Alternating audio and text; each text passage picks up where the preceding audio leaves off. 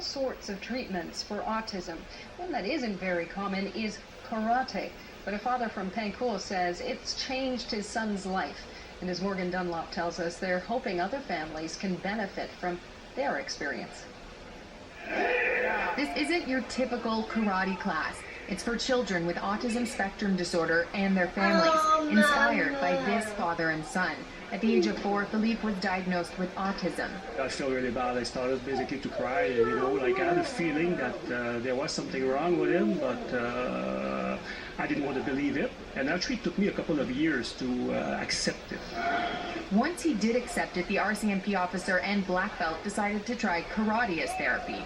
Philippe was hooked.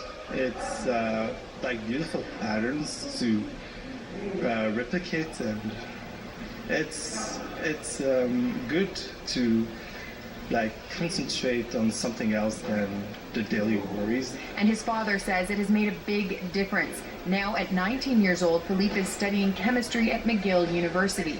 When I really started to realize the improvement that my son had made, I cried about 3 months for Joyce. I was driving my car, I would start crying, but it was for her. You have to live it to understand. Now they're sharing what they've learned with other families through weekly karate classes. There's a huge backlog of government-funded early intervention services for autistic children in Montreal. Some parents spend years on the waiting list. Others fork out tens of thousands of dollars in the private sector for access to services. This father knows that well. He was on a waiting list for 18 months to have his son, Brian, diagnosed. Eventually, treatment began, but he says these classes have made a big difference. We've seen a dramatic difference due to his autism.